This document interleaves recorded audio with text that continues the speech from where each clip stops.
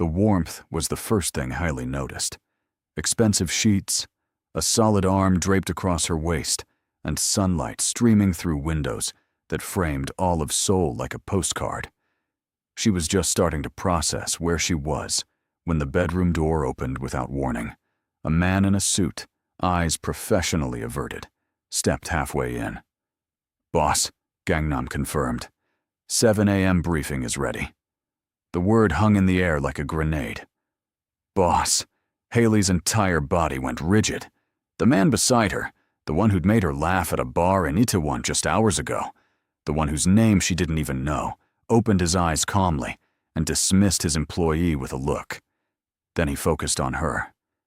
And Haile realized with creeping horror that the stranger she'd just spent the night with wasn't a stranger at all.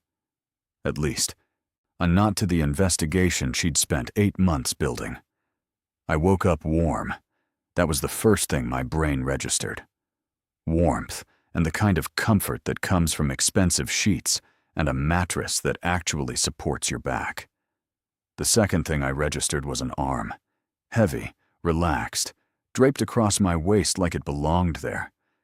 My eyes opened slowly.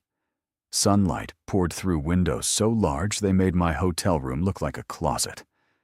The view was all Seoul, sprawling and endless, glass towers catching the morning light. I lay very still. My dress from last night was somewhere on the floor.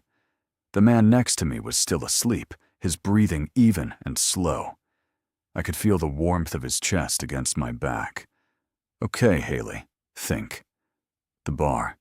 There had been a bar in Itaewon. I'd gone there because I couldn't spend one more hour staring at my laptop screen, waiting for a source who had gone silent 3 days ago. I'd been in Seoul for 11 days, chasing a story that had taken 8 months of my life, and I was so close I could taste it. But my contact had vanished. No explanation. No warning. Just silence. So I'd found a quiet bar and ordered something strong.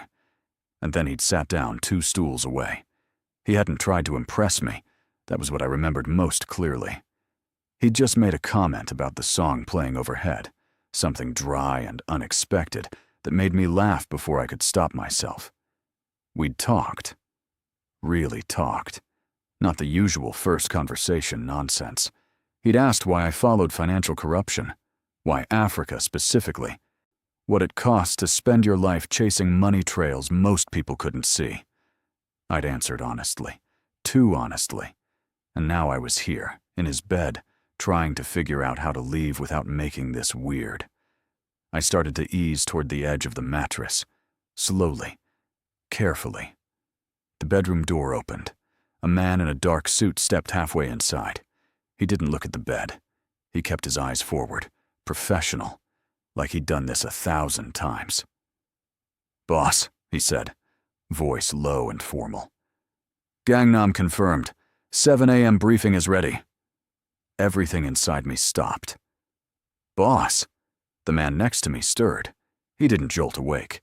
He just opened his eyes like he'd been halfway conscious already, looked at the suited man with an expression I couldn't read, and gave a single nod. The suited man withdrew. The door closed. Silence. I was sitting up now, sheet pulled to my chest, staring at the door. My heart was doing something complicated in my ribcage. He turned his head to look at me. Dark eyes. Calm, taking in my expression. "You didn't tell me your name last night," I said. My voice came out steady. Good. Professional. Like my entire world wasn't tilting sideways. "You didn't ask," he said. "I'm asking now." A pause, just long enough for me to hear my own pulse in my ears. "Kwon Sungho." I kept my face completely still. Years of investigative journalism had trained me to control my reactions, to hear a bombshell and smile, to get information that changes everything and nod like it's nothing. Kwon Sungho, the name at the center of my investigation. The man whose company I'd been dismantling, document by document, financial record by financial record. For 8 months, the man my missing source worked for directly. I just slept with my investigation subject. Haile, I said, because I had to say something. Haile Darko. He nodded slightly, like he was filing the information away. Coffee? He asked. I blinked. What? Would you like coffee? The mundane question, asked in that calm voice, was so absurd given what was happening in my head that I almost laughed. Almost. Sure, I said. He got out of bed, completely comfortable, pulled on pants and a shirt, moved to the door and said something in Korean I didn't catch. Then he looked back at me. Take your time, he said. And he left me alone in his bedroom. I sat there for 10 seconds. Then I grabbed my phone from the nightstand and opened my messages. My editor Abina had sent 4 texts. My sister Sena had sent 2. I ignored all of them and pulled up my research files. Kwon Sungho, age 34. CEO of Kwon Industries, a conglomerate with operations across Asia and West Africa. On paper, everything looked legitimate. Hotels, real estate development, private equity. But I'd followed the money. I'd traced the shell companies, the offshore accounts, the carefully hidden connections to illegal mining operations in Ghana and the DRC. Operations that destroyed land, displaced communities, and funneled millions through Seoul's financial systems until they came out clean. I had documentation. I had financial trails. I had testimonies. What I didn't have was the last piece. The internal transfer records that would make the story airtight. The records my source, Park Jinsu, had promised to deliver. 3 days ago, he'd gone dark. And now I was sitting in Kwon Sungho's bed, trying to figure out if this was the worst coincidence of my life or something more complicated. I got dressed quickly, found my shoes, checked my reflection in the bathroom mirror. I looked like exactly what I was, a woman doing the morning after routine while having an internal crisis. When I came out, he was in the kitchen. Actual kitchen, open and clean, with a coffee maker that looked like it required an engineering degree. He handed me a cup. Milk, no sugar, he said. I took it. How did you know? You told the bartender last night. I pay attention. That landed somewhere in my chest I didn't have time to examine. We stood there, drinking coffee, the morning light making everything feel surreal. I should go, I said. I'll have someone drive you. I can take a cab. I'm sure you can, he said. But my driver is already downstairs. I wanted to argue, but refusing would make it strange, would make it seem like something was wrong. So I nodded. The car was waiting when we got to the lobby. Black, expensive, windows tinted. The doorman opened the door without being asked. I got in. Sungho leaned down before the door closed. It was nice to meet you, Haile Darko. Something in the way he said my full name made my stomach flip. You too, I said. The door closed. The car pulled away. I watched him get smaller in the side mirror until we turned a corner, and he disappeared. Then I pulled out my phone and started typing a message to Abena. We need to talk. Listen, if you're already hooked on this mess I've gotten myself into, I'd do me a favor and hit that like button, because trust me, it gets so much more complicated from here. You're going to want to stay for this. Back in my hotel room, I paced. The room was small, generic, the kind of place that rents by the week to journalists and business travelers. My laptop sat open on the desk, 3 research files still up from yesterday. My recorder was next to it. Notes covered the small table by the window.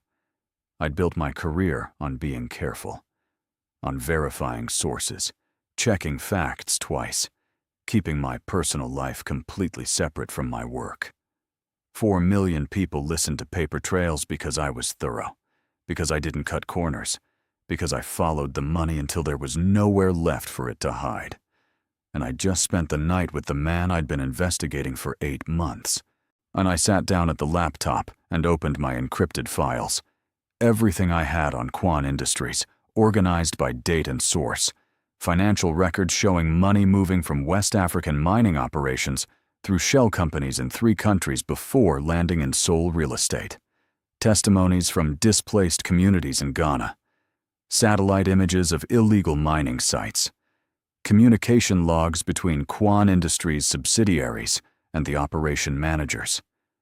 And right in the middle of it all, my notes on Park Jin-soo. Jin-soo worked in Kwon Industries' finance department. He'd reached out to me 4 months ago through an encrypted channel, said he had information about internal transfer records that would prove the connection between Kwon Industries and the mining operations. We'd been careful. Always different meeting places, on always encrypted communication, always cautious. He'd promised me the final documents 2 weeks ago, said he just needed time to copy them without triggering internal security alerts. Then, 3 days ago, nothing. His phone number went to a disconnected message. His encrypted email bounced back. The coffee shop where we usually met hadn't seen him. I'd told myself he got scared, that he'd backed out. It happened sometimes with sources, especially ones risking their careers. But now, sitting in this hotel room, I had a different fear crawling up my spine. What if Sungho knew about Jin-soo? What if last night wasn't a coincidence? My phone rang. Abena. I answered. "Hey, we need to talk," you said. "So talk." Her voice was brisk, efficient. Abena didn't waste time. My source went dark. The one in Seoul? When? 3 days ago. Silence on the other end.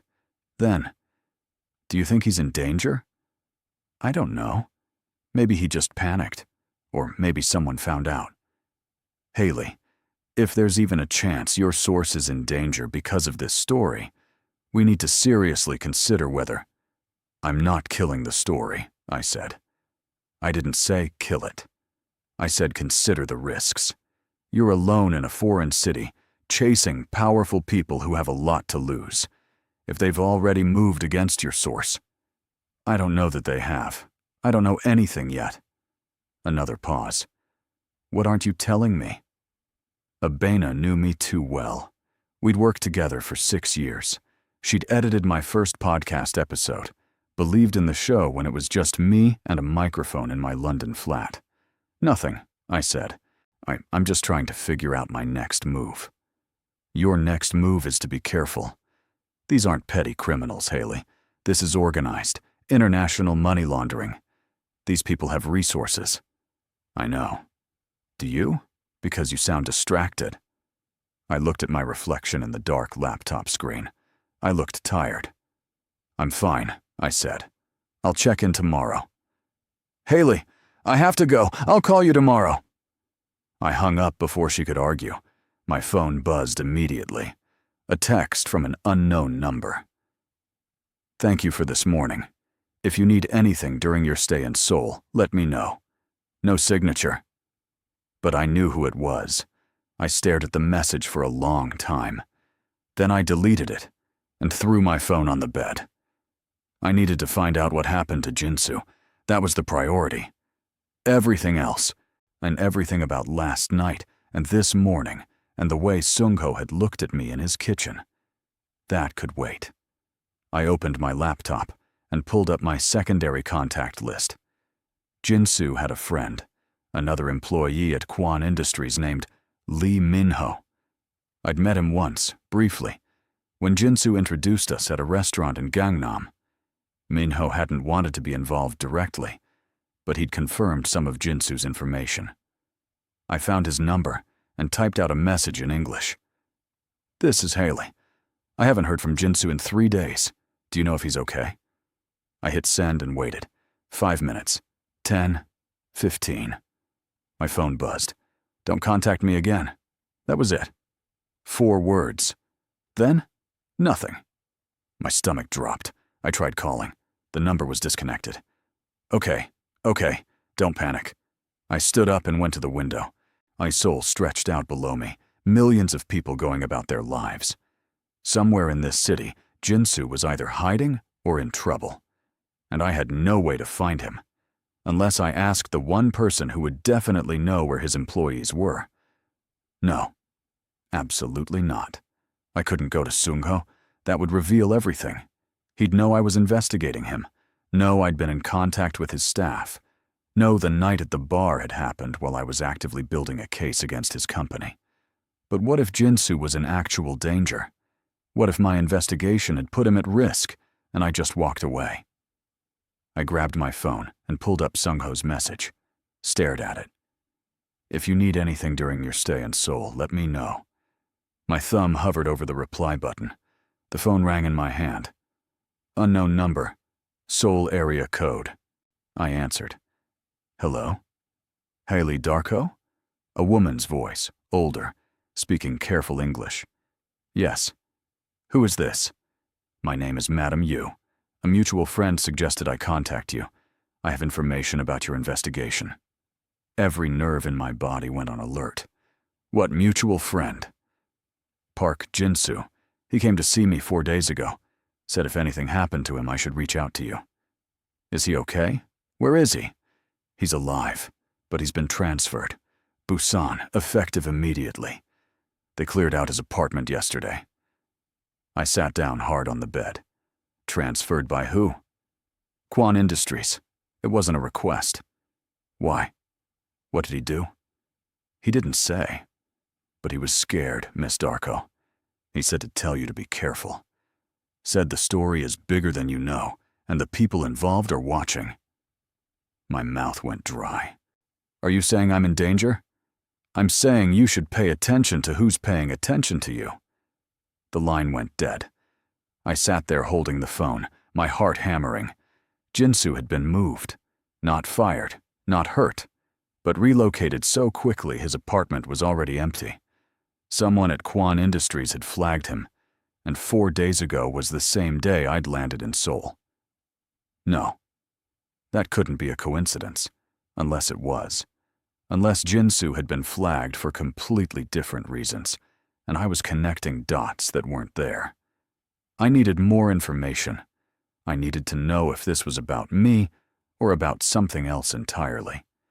I needed to know if the man I'd spent last night with knew exactly who I was before I ever walked into that bar. My phone buzzed. Another text from the same unknown number Sungho had used. Dinner? So I know a place in Gangnam. Nothing fancy, just food. I stared at the message. Every professional instinct I had screamed at me to decline, to put distance between us, to treat him like what he was, a subject of investigation, not a man who made me coffee and remembered how I took it. But if I declined, it would look suspicious, like something had changed, like I had a reason to avoid him. And maybe, if I was very careful, I could figure out what he knew. Whether last night was genuine or calculated, I typed back.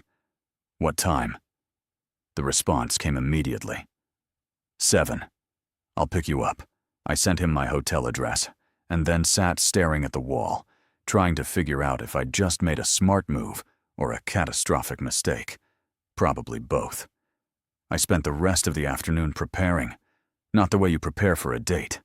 The way you prepare for an interview with someone who might be lying to you. I reviewed everything I knew about Sungho, not just the financial records, but the background. He'd inherited Kwon Industries from his father 6 years ago. His father had built the company from nothing, or that was the official story. The real story involved political connections, strategic ruthlessness, and a lot of money that came from places nobody asked about. Sungho had a reputation for being different from his father. Quieter, more strategic, less public. He didn't do interviews, didn't attend social events, barely had a social media presence, which made it strange that he'd been at a random bar in Itaewon on a Tuesday night, alone, approachable. I pulled up my recording app and checked the battery. Journalists recorded everything. It was habit. If I wore my jacket, I could keep my phone in the inside pocket, microphone facing out. Then I stopped. Did I really want to record him? Without his knowledge? On what was technically a personal dinner? Yes, whispered the professional part of my brain. He's your subject. This is your investigation." "No," whispered something else. Something that remembered the way he'd listened to me at the bar. Really listened. Like my answers mattered. I compromised. I'd bring the phone. I wouldn't decide about recording until I saw how the night went. At 6:45, I went downstairs. The lobby was quiet, just a few other guests checking in. I stood near the entrance, watching the street. At exactly 7, a car pulled up. Same one from this morning. The driver got out and opened the back door, but Sungho wasn't inside. The driver said something in Korean, then tried English. "Mr. Kwon sends apology. Business ran late. He meets you at restaurant." I hesitated.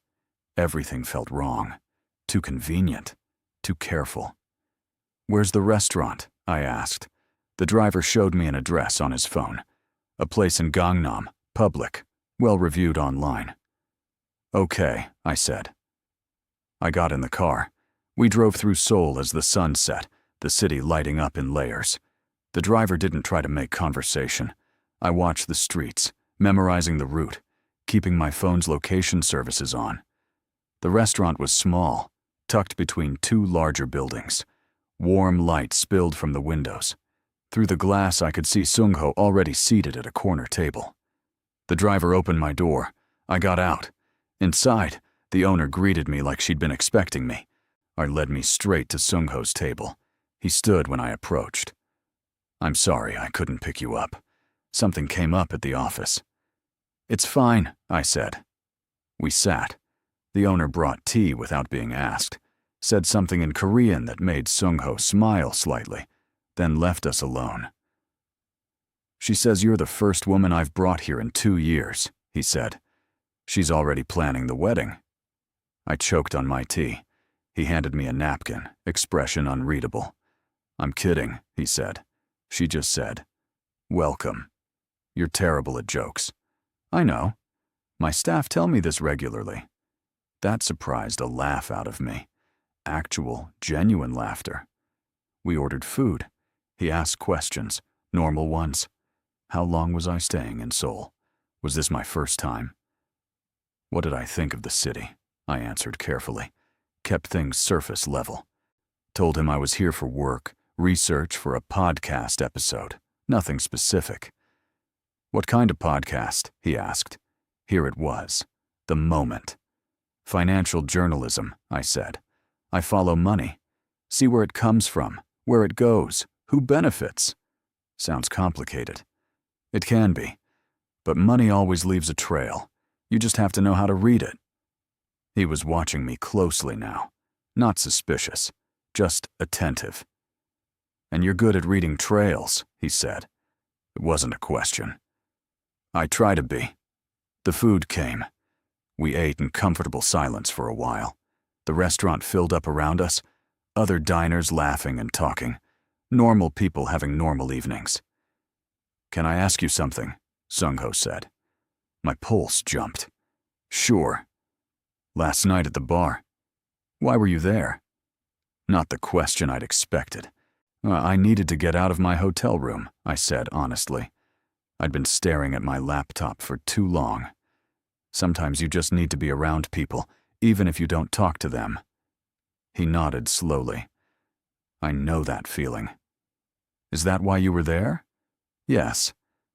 "Do you do that often? Go to bars alone?"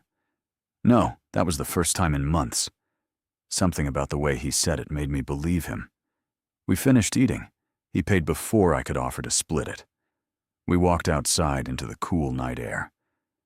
"Can I ask you something now?" I said. Fair is fair. "This morning, when your guy called you boss, how many people work for you?" He considered the question. "Directly? About 20. Total across the company? A few thousand. That's a lot of responsibility." "It is. Do you know all of them? By name?" He looked at me curiously. "The ones who work directly with me, yes. Everyone else, no. That would be impossible." "Why?" I shrugged. "Just wondering what it's like, having that many people depending on you." "Heavy," he said quietly. It feels heavy. We stood there on the sidewalk, the city moving around us. I should get back to my hotel, I said. I'll drive you. You don't have to. Haile. He said my name like he was tasting it. Let me drive you. So I did. In the car, he asked about my family. I told him about Sena, my sister in Accra who taught art to kids and had never worried about money trails or corporate corruption in her life. I told him about my mother's garden, about growing up between Ghana and London, about never quite fitting in either place. He listened like he had nowhere else to be. When we pulled up to my hotel, I didn't get out immediately. Thank you for dinner, I said. Thank you for coming. I reached for the door handle. His voice stopped me. Haile, whatever you're looking for in Seoul, I hope you find it. I looked back at him. His expression was open, genuine. Thank you, I said. And I got out before I could say anything else. In my room, I leaned against the closed door and tried to remember how to breathe normally. My phone buzzed. A message from a number I didn't recognize. Miss Darko. This is Kim Junho, head of security for Kwon Industries.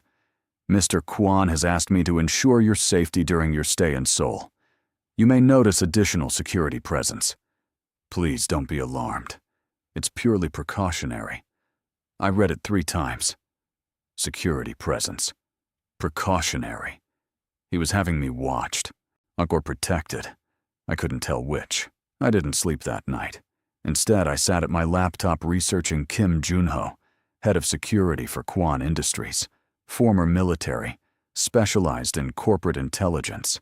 He'd been with the company for 8 years, which meant he'd served under Sungho's father first. The message sat on my phone like a weight. Security presence. Precautionary. I went to the window and looked down at the street. A black car sat parked across from the hotel entrance. It hadn't been there yesterday. So that was it then. I was being watched. The question was why?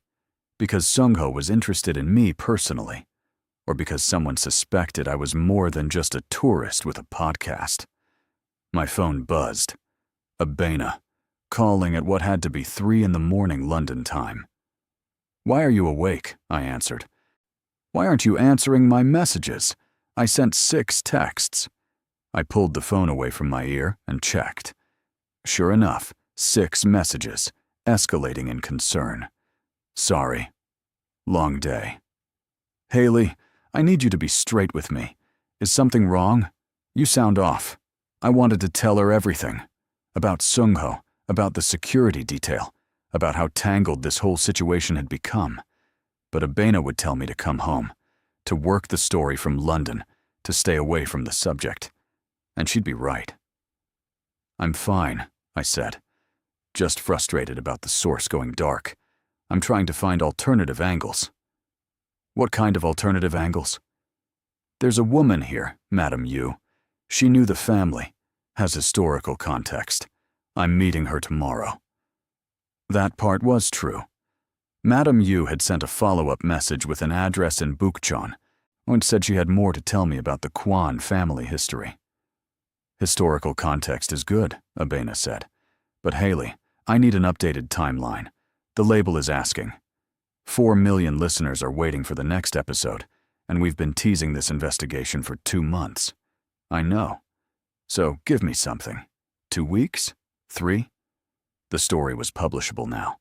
I had enough documentation to run a solid episode about the mining operations, the money trail, the corporate structure. It wouldn't be perfect without Jinsu's internal records, but it would be strong. I should tell her 2 weeks, lock in a deadline, force myself to write the episode and move on. 3 weeks, I said. I want to make sure it's airtight. Silence on the other end. Then, okay, 3 weeks. But Haile, if something feels wrong, if you feel unsafe, you call me immediately. Story isn't worth your safety. I will. Promise me. I promise. We hung up. I looked at the black car outside. Still there. 3 weeks. That gave me time to figure out what Sungho knew, what he wanted, and whether I was in actual danger or just being paranoid? I pulled up my recording app and started a voice note. It was how I processed, talking through the story out loud. Day 12 in Seoul. Source Park, Jinsu, confirmed relocated to Busan. Reason unknown. Secondary contact, Lee Minho refused further communication. Subject Kwon Sungho has assigned personal security detail. Stated reason is precautionary, but actual motivation unclear. Madam Yu claims to have additional information about family history and corporate operations. Meeting scheduled for tomorrow. I paused, finger hovering over the stop button. Personal note. Subject displayed no indication of awareness regarding investigation during dinner. Conversation felt genuine. Either he's an exceptional actor, or the night at the bar was coincidence. Need to determine which before proceeding. I stopped the recording and saved it to my encrypted files. Then I did something I hadn't done since university. I opened a blank document and just started writing. Not for the podcast, just for me. What if I'm wrong about him? What if the documents only show part of the story? What if he's exactly what the documents say, and I'm letting one night cloud my judgment? What if he knows everything and this is all a game? What if I'm the one being investigated? I stared at the questions until my vision blurred. Then I closed the laptop and forced myself to try to sleep. The next morning I took the subway to Bukchon. The traditional Hanok village sat tucked between modern Seoul like a pocket of history that refused to disappear. Narrow lanes, curved roofs, tourists taking photos. Madam Yu's house was at the end of a quiet street. Small, well-maintained, with a garden that somehow thrived despite the urban environment.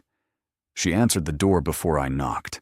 70-something, silver hair pulled back, eyes sharp and assessing. Miss Darko, come in.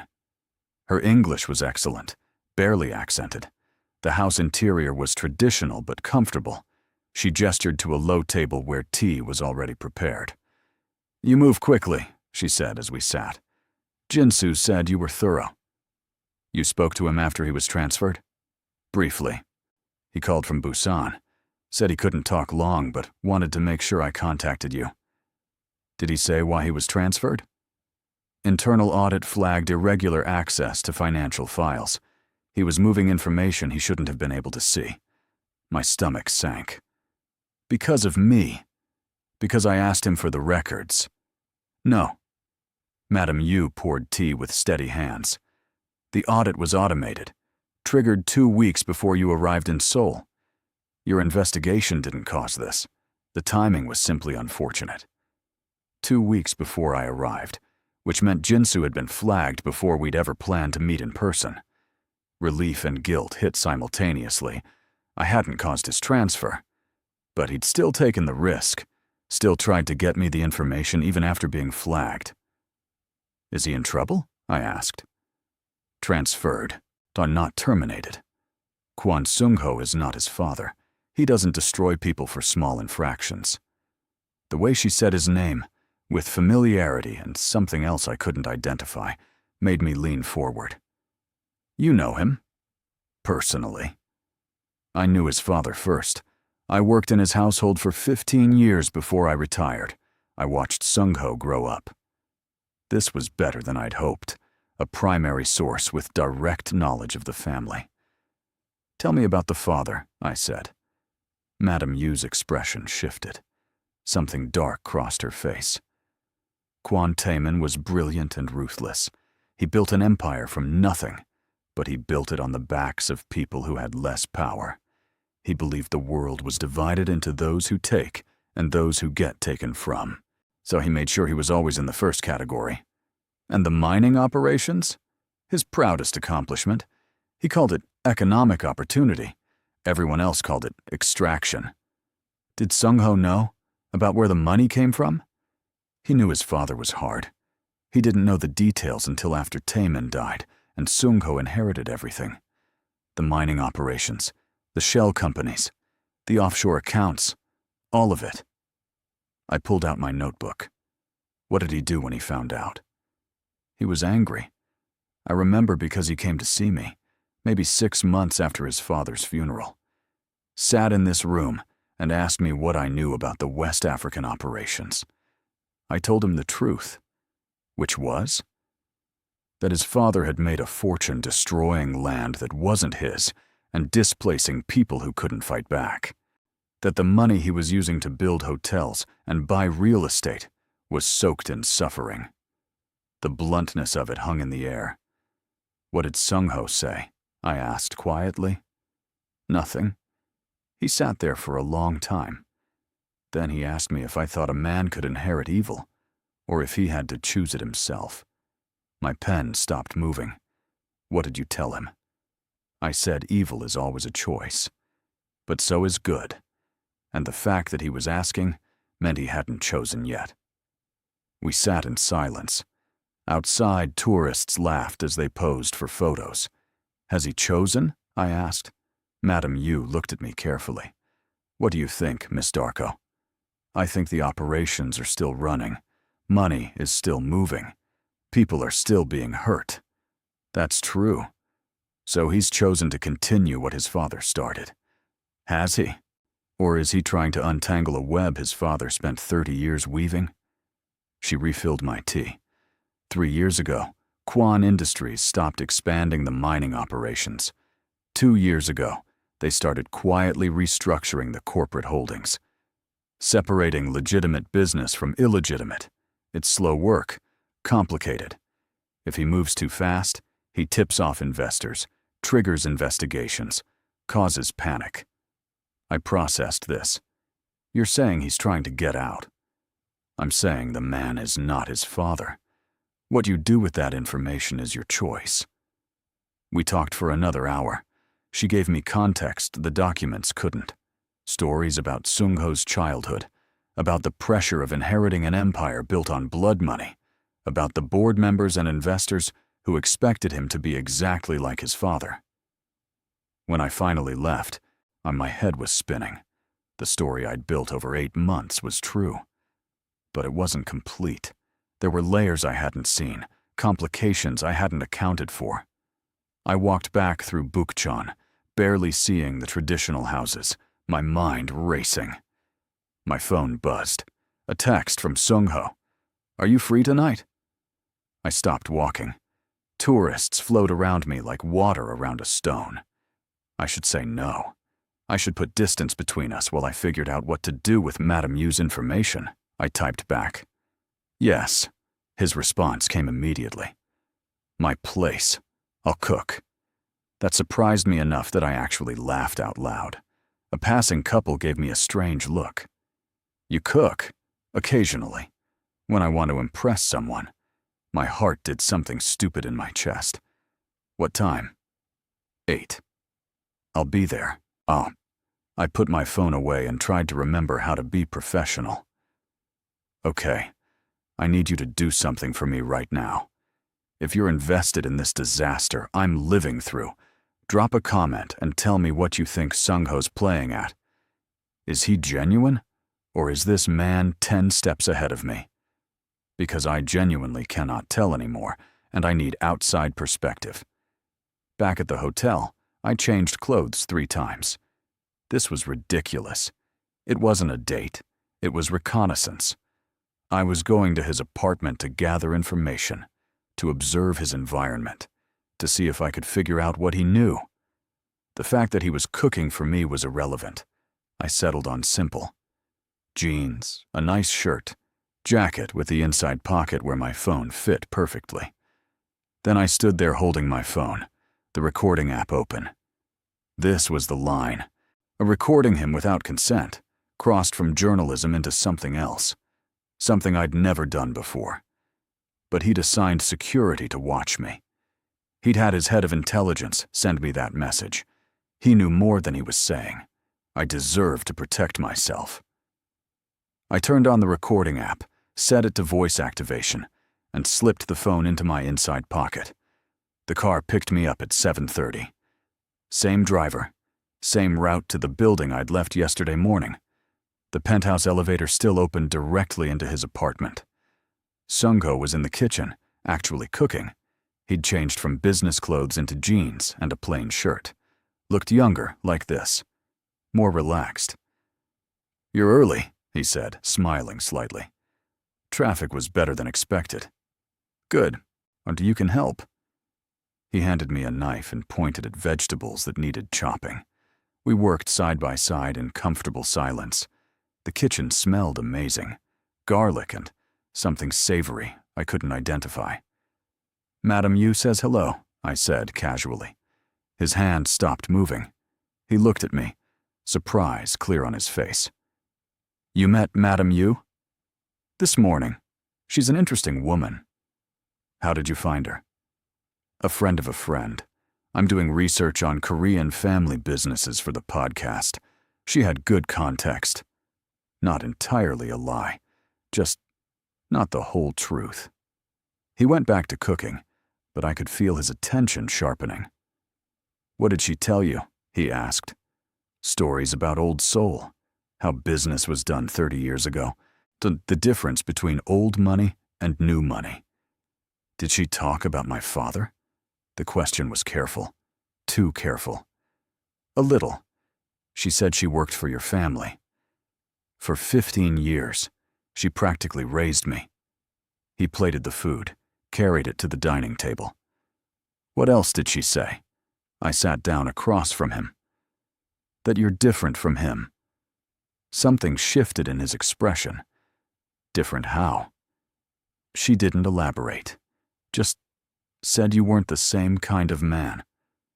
We ate in silence for a few minutes. The food was actually excellent, which annoyed me because it would have been easier if he was bad at this. "My father built Kwon Industries from nothing," Sungho said suddenly. "Everyone admires that. The self-made man, the empire builder. But they don't ask what it cost. Who paid the price while he was building?" I set down my fork. "Do you know who paid?" "Now I do. I didn't always. And now that you know?" He looked directly at me. "I'm trying to do better. It's complicated and slow, and maybe it's not enough. But I'm trying." The honesty in his voice made my chest tight. "Why are you telling me this?" I asked. "Because Madam Yu wouldn't have talked to you unless she thought you were worth talking to. And she wouldn't have mentioned me unless you asked. So you're either genuinely interested in Korean business history, or you're specifically interested in my family." My pulse quickened. "Why would I be specifically interested in your family?" "I don't know, Haile. You tell me." We looked at each other across the table. The moment stretched. "I research corruption," I said carefully. "Family businesses that operate internationally are often complicated. Money crosses borders. Regulation gets murky. It's interesting from a structural perspective."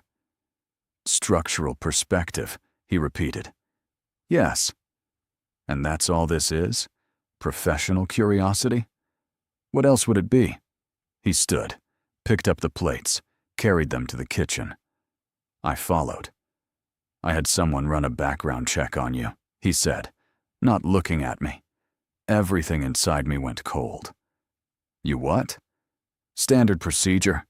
Everyone who enters my private space gets checked. Security protocol." "When?" "A few days ago." So he knew. He knew who I was, what I did, probably knew about paper trails and the 4 million listeners. The question was how much detail the background check had included. Did it just show my podcast existed? Or did it show which episodes I'd been working on? "And what did your background check tell you?" I asked, keeping my voice level. He turned to face me. "That you're an investigative journalist with a popular podcast about financial corruption, that you've won awards for your work, that you've exposed money laundering operations in 3 countries. Anything else? That you're currently in Seoul researching a story about corporate operations in West Africa." There it was. He knew. Maybe not the specifics. Maybe not that Kwon Industries was the target. But he knew enough. "And you invited me to dinner anyway," I said. "I invited you to dinner because of it." That surprised me. "Why?" Because the night at the bar, before I knew any of this, I liked talking to you. And after I found out, I still like talking to you. So I wanted to see if that would change once we both knew. Has it? I asked. No. The single word hung between us. Haile, I don't know what story you're working on. I don't know if it involves me or my company. But I know you're good at what you do. And I know that if you're investigating something, there's probably a reason. I couldn't breathe properly. This conversation had gone somewhere I hadn't prepared for. Why are you telling me this? I asked. Because I'd rather have this conversation now than wake up one day to a podcast episode that feels like an ambush. Fair. That was completely fair. I'm not trying to ambush anyone, I said. I follow money trails. When I find something worth reporting, I report it. But I verify everything first. I'm thorough. I know. I listened to 3 of your episodes. Which ones? The Dubai real estate laundering, the cryptocurrency mining scheme, and the one about extraction economies in West Africa. That last one. He'd listened to that one specifically. What did you think? I asked. I think you're very good at following money. And I think you care about the people who get hurt when money moves in the wrong directions. I do. So, if you were investigating something that involved my company, and you found evidence of money moving in wrong directions, you'd publish it. It wasn't a question. But I answered anyway. Yes. He nodded slowly. Even if it hurt people you cared about? I don't let personal feelings interfere with my work. Is that what we are? Personal feelings? The question landed in my stomach. I don't know what we are, I said honestly. Neither do I. We stood there in his kitchen, the city lights sprawling behind him through the massive windows. I should go, I said. You haven't finished your wine. I've had enough. He walked me to the elevator. At the doors, he stopped. Haile, whatever you find, whatever you publish, I won't try to stop you. But I want you to know that if you have questions about Kwon Industries, about operations, about anything, you can ask me directly. Why would you offer that? Because I'd rather you have accurate information than incomplete information, and because I think you'll be fair. The elevator arrived. I stepped inside. Will I see you again? He asked. I don't think that's a good idea. Probably not, he agreed. But that's not what I asked. The doors started to close. I put my hand out to stop them. Yes, I said. You'll see me again. His smile was small and real. The doors closed. In the car, I pulled out my phone. The recording app had captured everything. I listened to the last part again. His voice asking if he'd see me again. My voice saying yes. I should delete it. The whole conversation. It was ethically questionable and emotionally complicated. Instead, I saved it to my encrypted files and titled it, Sungho Conversation 2, Personal. The next few days blurred together. I spent mornings reviewing documents, afternoons trying to track down new sources, evenings telling myself I wasn't hoping Sungho would text. He did on day 3. Coffee? I stared at the message for 5 minutes. Where? A place in Samcheong. Quiet. It's a good coffee. When? Now? I looked at my laptop, at the half-written script for an episode I kept starting and stopping. Okay.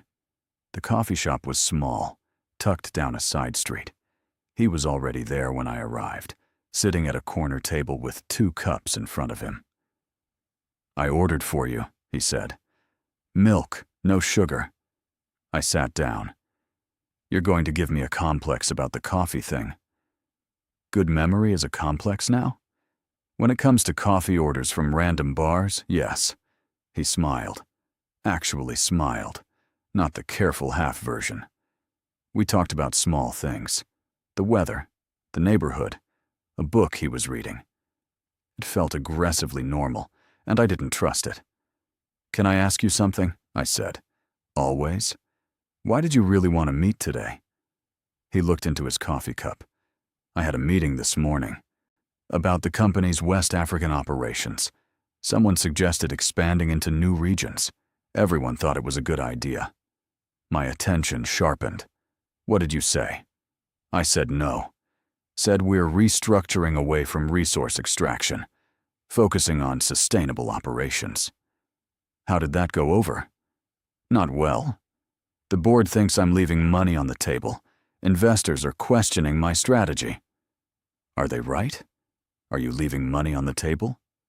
Yes, lots of it. Extraction is profitable. He looked up at me. But profit isn't the only thing that matters. When did you decide that? I'm not sure I decided. It just became true. We sat in silence. Outside, people walked past the window, carrying shopping bags, holding hands, living uncomplicated lives. Why are you telling me this? I asked. Because you asked. And because I don't have many people I can talk to about this kind of thing. You have thousands of employees who all depend on me to make profitable decisions, who trust me to protect their jobs and their futures. I can't tell them I'm restructuring away from the most profitable operations because it keeps me up at night, thinking about displaced villages in countries I've never been to. The admission hung between us. Have you thought about going? I asked. To the places affected by the operations? Every day. Why don't you? Because seeing it would make it impossible to move slowly, and moving too fast could collapse the entire company. I understood the logic, hated it, but understood it. That's a lonely position to be in, I said. It is. He reached across the table, didn't take my hand. I just rested his fingers next to mine. I know this is complicated, he said. I know you're working on something, and I know it probably involves things I'd rather not have published. But I like talking to you, Haile.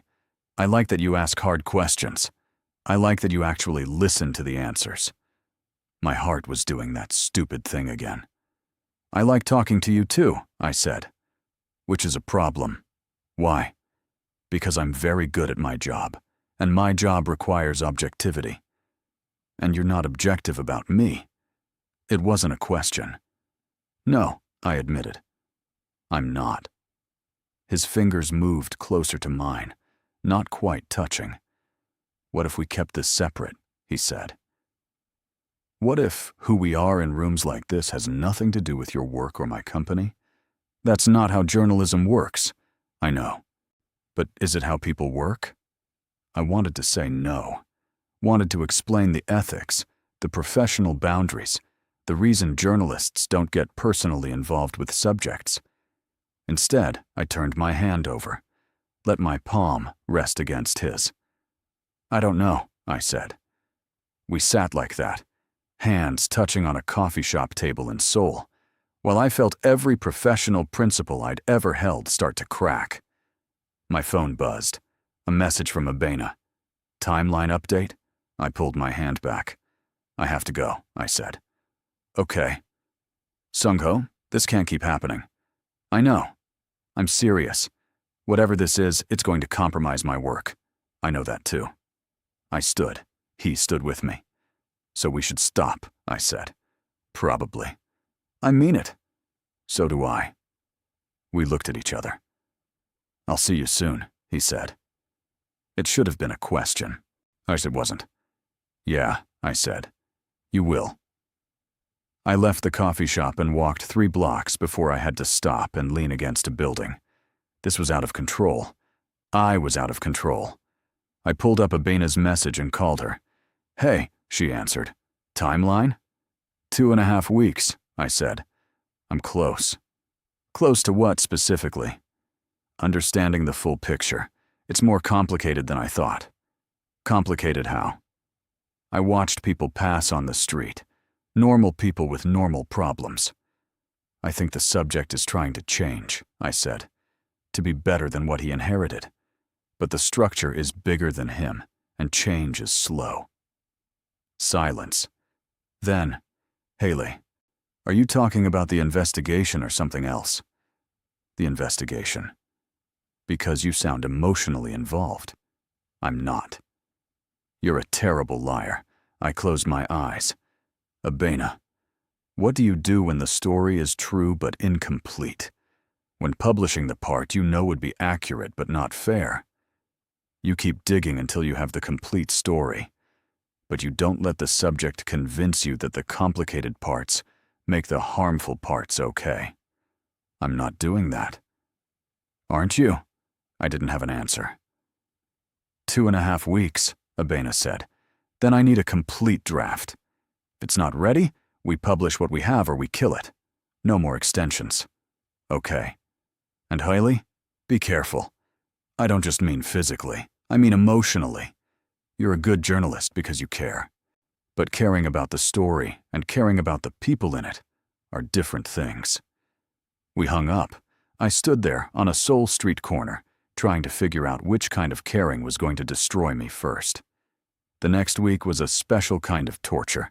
I worked on the episode during the day, building the narrative from documents and interviews, and 8 months of research. The story was solid. Money moving from illegal mining sites, through shell companies, landing in Seoul real estate, all connected back to Kwon Industries. I had satellite images, financial records, testimony from affected communities in Ghana. What I didn't have was clarity. Because every time I wrote a section about corporate responsibility, I heard Sungho's voice saying he was trying to do better. Every time I detailed the mining operations, I remembered Madam Yu saying he'd stopped the expansion 3 years ago.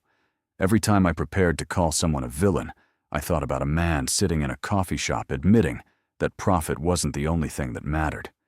And every evening, like clockwork, he texted. Sometimes just a question. How was your day? Did you eat? Sometimes a photo. The view from his office. A book he thought I'd like. Once, just 3 words. I miss you. I stared at that message for 20 minutes before responding. You saw me yesterday. His reply came immediately. I know. I should have stopped responding. Should have created distance, focused on the work, remembered who he was and what I was trying to expose. Instead, I met him for dinner. Then coffee. So then a walk along the Han River, where we didn't talk about the investigation or the company or anything complicated. We just walked. Tell me about Ghana, he said as we watched the water. So I did. Told him about Accra, about the markets and the heat and the way the city felt alive in a way London never did. Told him about my uncle's business that collapsed, about watching my family struggle, while the foreign company that destroyed him faced no consequences. That's why you do this, he said.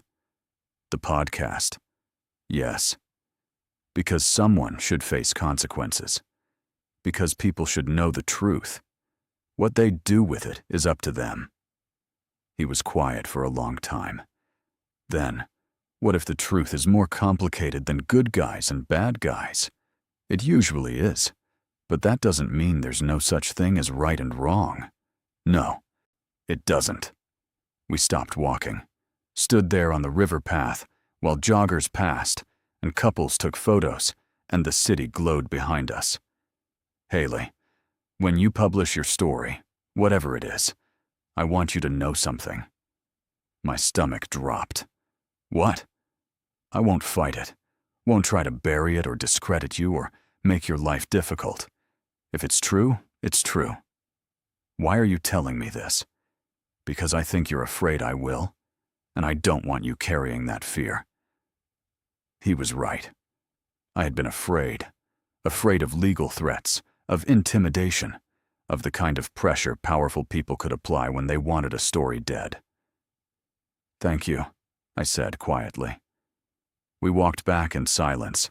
At my hotel, he didn't try to come up, just waited until I was safely inside, then drove away. I went to my room and opened the laptop, stared at the half-finished script. My phone rang. Sina, video calling from Accra. I almost didn't answer, but it had been too long since we'd talked, and hearing her voice might help me feel normal again. There's my favorite world traveler, Sina said when her face appeared. She was in her apartment, paint smudges on her shirt. How's the conference? Right. The conference I'd supposedly been attending. Educational, I said. You look tired. Are they working you too hard? Just long days. She studied me through the screen. Haile, are you okay? You seem off. I'm fine, just ready to come home. When's your flight? Good question. When was I leaving Seoul? The investigation was essentially done. I could write the episode from London, publish remotely, avoid all of this mess. But leaving meant not seeing Sungho again, and that thought hurt more than it should. 2 weeks, probably, I said. Good. Mum's asking about you. Wants to know when you're visiting. We talked for another 30 minutes. Normal sister things. Her students, her latest painting, the guy she'd gone on 2 dates with. It felt like a glimpse of a parallel life, where I made simple choices and had uncomplicated relationships. After we hung up, I sat in the dark for a while. Then I opened a new document and started writing the truth. Not the podcast script, just the truth, for myself. I'm falling for the subject of my investigation. I know it's unprofessional. I know it compromises my objectivity. I know I should leave Seoul and finish this story from a distance. But I keep finding reasons to stay. Keep finding ways to justify one more conversation, one more dinner, on one more walk along the river. I tell myself I'm gathering information, building context, making sure I understand the full picture. But that's not why I'm staying. I'm staying because when I'm with him, I feel less alone. And I haven't felt that way in years. I saved the document and titled it, Things I'll Never Publish. The next morning, Kim Junho called me directly. Miss Darko, this is Kim Junho from Kwon Industries Security. I sat up straighter. Yes, I remember. I wanted to inform you that we've identified a potential security concern. A rival organization has made inquiries about your presence in Seoul. My mouth went dry. What kind of inquiries? Nothing specific yet, but these organizations have a history of intimidation tactics against journalists. As a precaution, we're increasing your security detail. I didn't agree to a security detail. Mr. Kwon insists the arrangements have already been made. He hung up before I could argue. I immediately called Sungho. Did you have your security guy call me? I asked when he answered. Good morning to you too. Sungho, I'm serious. He said something about a rival organization and increased security. What's going on? A pause. There are other companies involved in the West African operations. Not everyone is happy about Kwon Industries pulling out. Some of them see it as weakness. What does that have to do with me? You've been asking questions, meeting with people. Someone noticed. Fear crept up my spine. Am I in danger? Not while I'm paying attention. Haile, I know you don't like being watched, but please, let Junho do his job. Just for a few more weeks. I wanted to argue, wanted to insist I could take care of myself. But I was alone in a foreign city, investigating people with enough money to make problems disappear. Okay, I said. Thank you. Sungho, if this is getting dangerous, maybe I should just publish now. Get the story out before anyone can stop it. Is it ready? It's publishable. That's not what I asked. He was right. It was publishable, but not complete. Not fair. No, I admitted. It's not ready.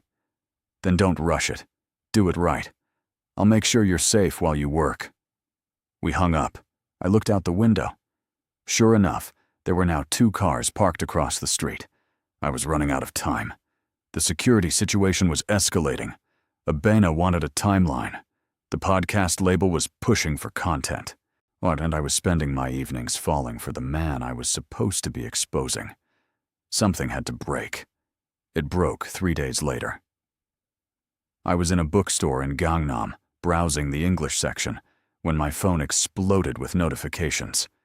Messages from Abena, from the podcast label, from my producer, from people I hadn't heard from in months. I opened Abena's first. We need to talk, Now. I called her immediately. Did you approve this? She asked without preamble. Approve what? The teaser. The label published a teaser for the Kwon Industries episode. It went live 20 minutes ago across all platforms. My vision tunneled. They what? 60-second promo? Your voice, talking about following money from West African mining operations to Seoul. It names Kwon Industries specifically. Haile, and it has 200,000 plays already. I couldn't breathe. I didn't approve that. The episode isn't finished. The label said you were taking too long. They pulled clips from your draft script and cut a promo. It's out there.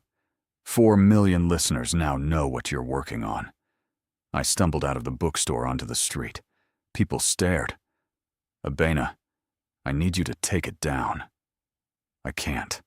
It's already everywhere. News sites are picking it up. Financial journalists are citing it. This is huge, Haile. I wasn't ready to publish. Well, it's too late now. We're committed. I need a full episode in 1 week or we look like we're backing down. My phone buzzed. A text from an unknown number. I pulled it up. Just a link. No words. I clicked it. The teaser played.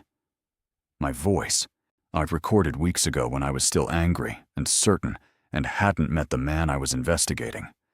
Money doesn't disappear. It just changes shape. And for 8 months, I've been following money that started in illegal mining operations in West Africa and ended in some of Seoul's most expensive real estate. The trail leads to one company, Kwon Industries, and what I found is going to change everything. The clip ended. I stood there on a Seoul sidewalk, listening to my own voice destroy whatever fragile thing had been building between Sungho and me. My phone rang, his name on the screen. I answered. Did you know? He asked. His voice was quiet, controlled, absolutely flat. No. The label published it without permission. I didn't approve it. But you recorded it. Those words, that investigation, all of it. Yes. Silence. How long? He asked. What? How long have you been investigating Kwon Industries? 8 months. And the night at the bar, you were already investigating me. It wasn't a question, but I answered anyway. Yes. So everything, every conversation, every dinner, every moment you let me think this was something real. You were working. No. Sungho, the night at the bar was real. I didn't know who you were when we met. But you knew the next morning, when you woke up in my bed and my guy called me boss. You knew then. Yes. And you stayed, kept seeing me. Let me tell you things about the company, about my father, about trying to be better. Was that all just research? My throat closed. No. Then what was it, Haile? I don't know. Both. Neither. It got complicated. Complicated, he repeated, voice hollow. Yeah, that's one word for it. Sungho, please, let me explain. I'm at my office. Come here. If you're going to destroy my company, at least have the courage to look me in the eye while we talk about it. He hung up. I stood there shaking. Then I flagged down a cab and gave the driver the address for Kwon Industries headquarters. The building was all glass and steel, 40 stories of corporate power. Security stopped me at the entrance, but a call from upstairs sent me through. Junho met me at the elevator. 23rd floor, he said. Didn't look at me. The ride up felt endless. The elevator opened into a reception area where Sungho's assistant sat. She gestured to a door without speaking. I knocked. No answer. I opened it anyway. Sungho stood at the window, back to me, hands in his pockets. His office was exactly what I'd expected. Minimalist, expensive, impersonal. Close the door, he said. I did. He turned to face me. His expression was carefully blank. How long were you planning to wait? He asked. Before you published. Before you told me what you were really doing in Seoul. I was going to tell you, I said. Before it went live. I was going to give you a chance to respond, to provide context.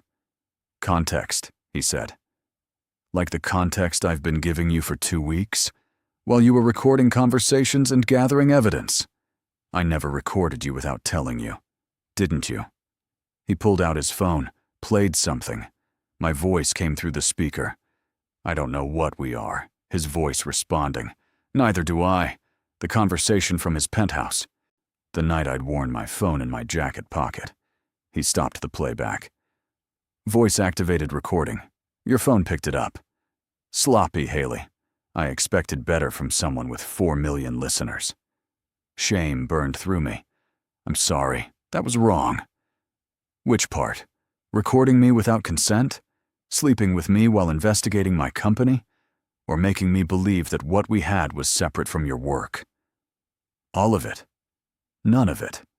Sungho, I didn't plan any of this. But you didn't stop it either. He was right. I could have left Seoul after that first morning, could have kept my distance, worked the story remotely, maintained professional boundaries. Instead, I'd kept going back, kept finding excuses to see him. I'm sorry, I said again, uselessly. Are you? Because from where I'm standing, this worked out perfectly for you. You got the investigation and the inside access. You got to see how I live, how I think, what keeps me up at night. That's valuable information for a story. It wasn't like that. Then what was it like? The question hung between us.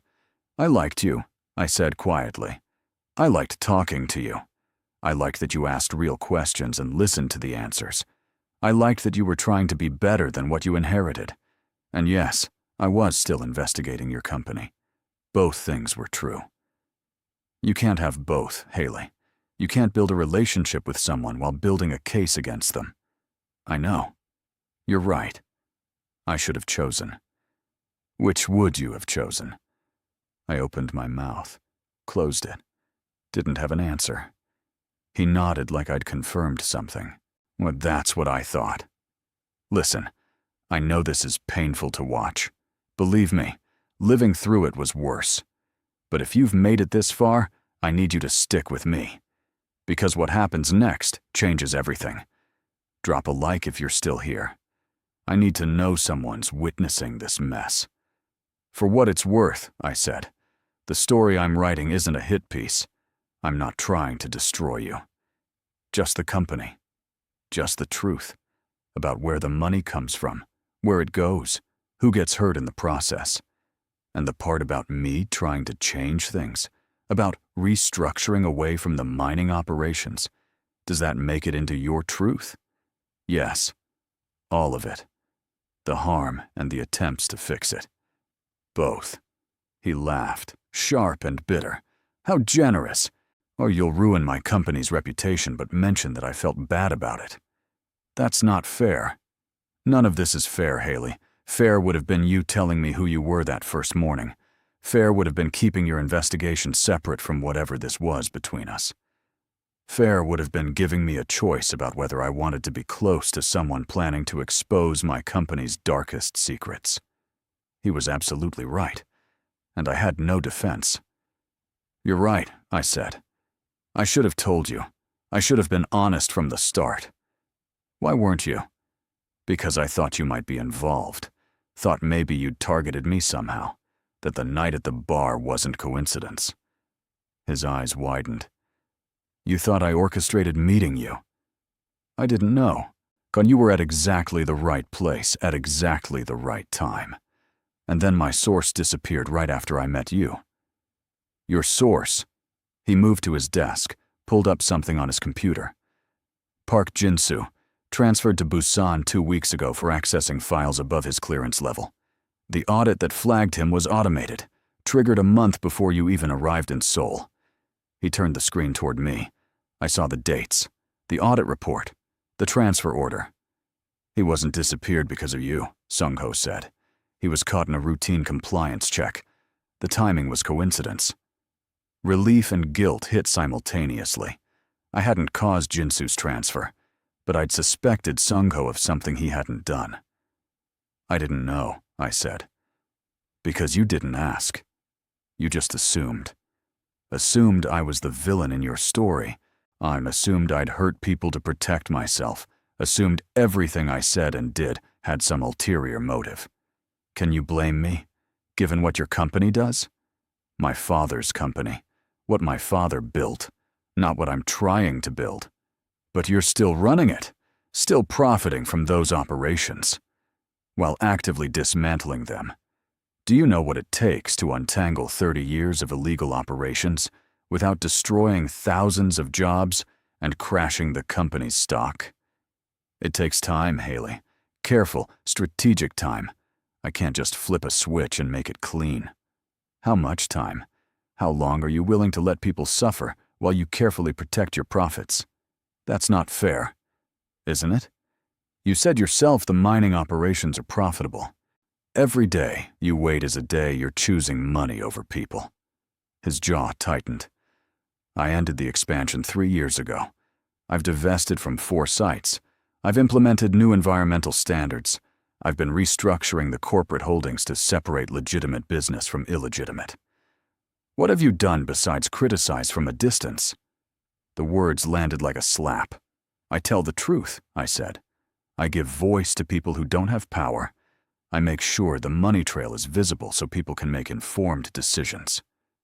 And that's enough for you? You get to be the righteous journalist exposing corruption, while I do the actual hard work of trying to fix a broken system from the inside?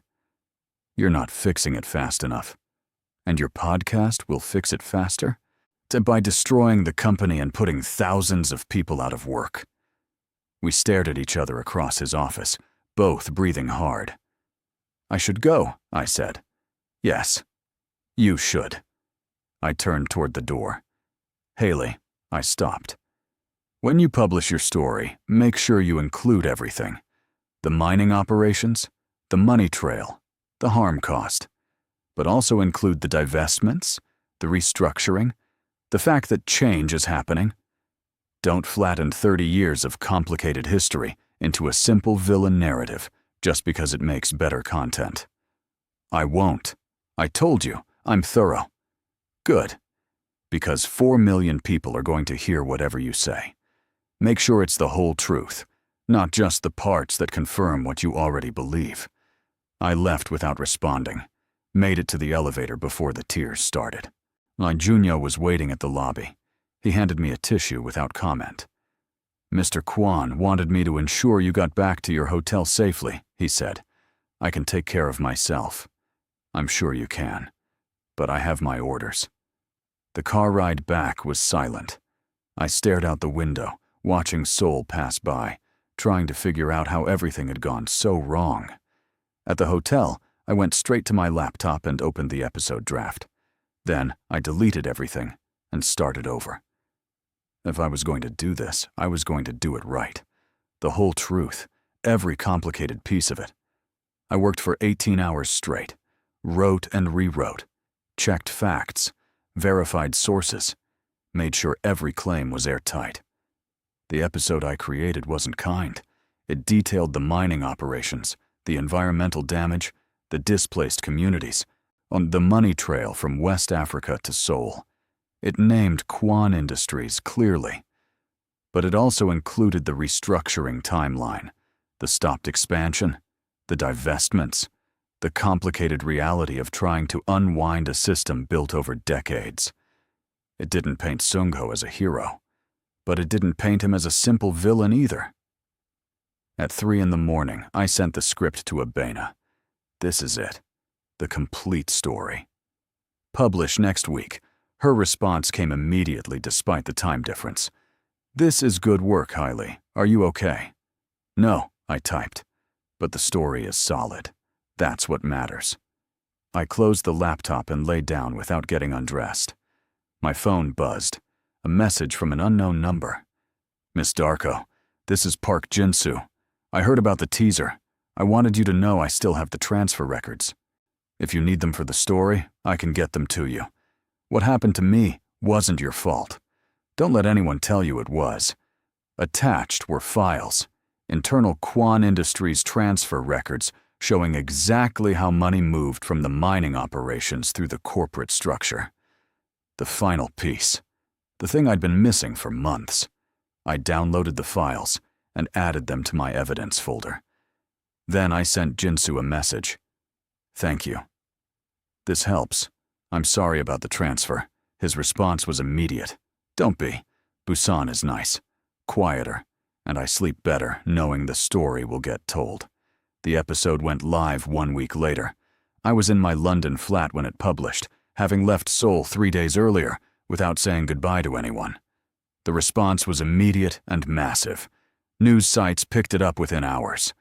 Financial journalists analyzed the money trail. Activists shared it across social media. Within 48 hours, Paper Trails had gained another 1 million listeners. Kwon Industries stock dropped 8%. The board called an emergency meeting, and I sat in my flat, watching the fallout spread across the internet, feeling hollow. Abena came over the second day after publication. "You did it," she said, handing me tea. "This is the biggest story of your career. Awards, speaking engagements, book deals, all of it. You should be celebrating." "I know." "So, why do you look miserable?" I stared into my tea. "Because it cost more than I expected." She sat next to me on the couch. "The sole subject. His name is Sungho. You fell for him. It wasn't a question, but I answered anyway. Yes. And he fell for you. Maybe. But before he found out I was investigating him. Does he know the episode is fair? That you didn't just do a takedown piece? I don't know. I haven't talked to him since the confrontation in his office." Abena was quiet for a moment. "Haile, you did the right thing. The story needed to be told. People needed to know the truth. I know. But that doesn't mean it didn't cost something. No, it doesn't." She stayed for a few hours, tried to cheer me up with stories about the industry response, the praise from other journalists, the impact the episode was having. It all felt very far away. After she left, I checked the news again. Kwon Industries had released a statement. I read it 3 times.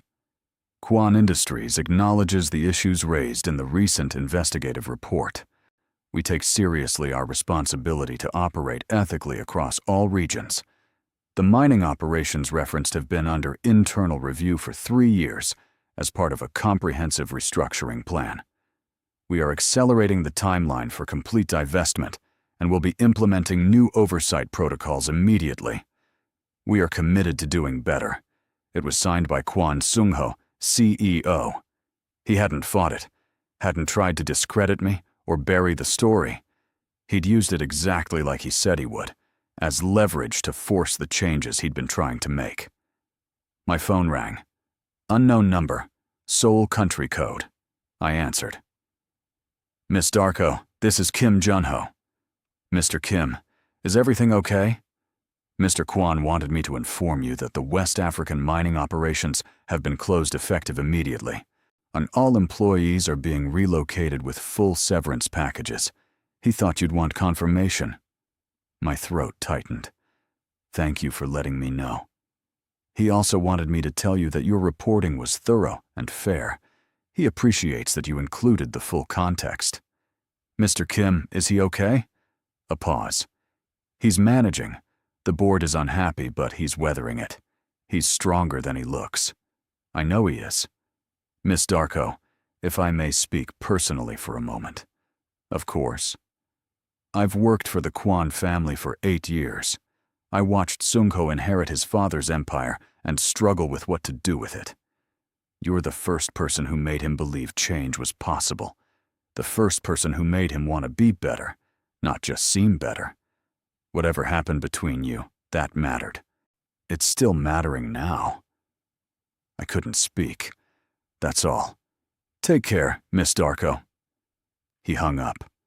I sat there in my London flat, listening to the rain against the windows, and let myself cry properly for the first time since leaving Seoul.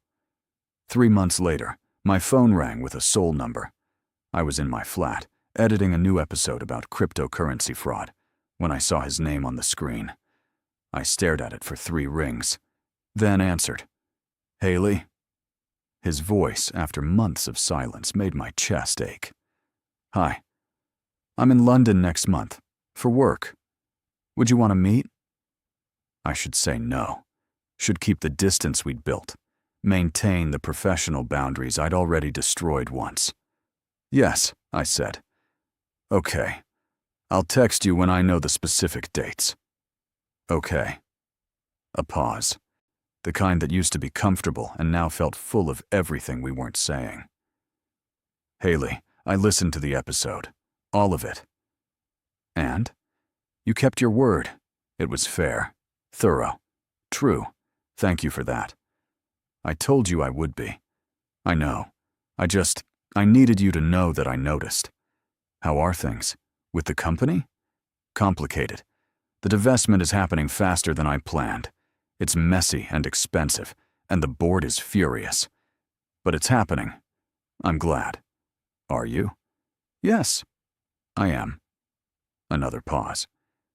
"I'll see you in London," he said. "Yes, you will." We hung up. I sat there holding the phone, my heart doing complicated things. Abena would tell me this was a bad idea, that getting involved with a former subject was unprofessional and messy and likely to end badly. She'd probably be right, but I was going to do it anyway. 1 month later, I met Sungho at a small restaurant in Shoreditch. He looked different. Tired, maybe, but also lighter somehow, like he'd put down something heavy. We ordered food, talked about safe things at first. The weather, the neighborhood, how London compared to Seoul. Then he said, "I read your new episode, the cryptocurrency one. What did you think?" "I think you're still very good at following money, and I think you're going to win awards for that Kwon Industries piece. I don't care about awards. I know. You care about the truth." We looked at each other across the table. "Haile, I've been thinking about that night at the bar, before everything got complicated. You asked me why I was there, and I said I needed to be around people without talking to them. I remember. That was true. But it wasn't the whole truth. I was there because I was lonely. Because running a company means being surrounded by people who all want something from you. And I just wanted one conversation where I was just a person, not a name or a position or an opportunity. And then you met me. And then I met you. And for a few hours, I got to be just Sungho.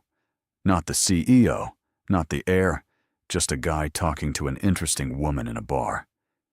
And then the morning came and everything got complicated. Yes, but the night was still real. What we had in those hours before, you knew my name and I knew your profession. That was real." I nodded. It was. I'd like to try having that again. The real thing. Not the investigation and the company and the complicated history. Just 2 people who liked talking to each other. "I don't know if we can separate those things," I said honestly. "Neither do I. But I'd like to try." I thought about all the professional reasons this was a bad idea. About ethics and boundaries, and the possibility that I might need to investigate Kwon Industries again someday. Then I thought about the way he'd listened to me at that bar in Itaewon, the way he'd asked real questions, the way he'd looked at me in his kitchen and said he wouldn't try to stop me from publishing. "Okay," I said. "Let's try." His smile was small and genuine and made something in my chest settle. We finished dinner and walked through London in the cold, not touching yet, but close, testing the space between us. "Can I ask you something?" he said. "Always." "The night at the bar, before you knew my name, what did you see?" I thought about it. Someone who looked like he needed the same thing I did. A room full of strangers who expected nothing from him. And after you knew? After everything? Someone who could have stopped me and didn't. Someone who used the truth to make himself better instead of using power to bury it. We stopped walking. Stood there on a London street corner while people passed and the city moved around us. "I don't know what this is," I said. "I don't know if it can work. Neither do I, he said, but I didn't want to not find out. He reached for my hand. I let him take it. So we try, I said. We try. We walked like that through London, from two people who'd seen each other at our worst and decided to try for something better anyway. It wasn't a happy ending. It was messier than that, more uncertain. But it was real, and real was enough.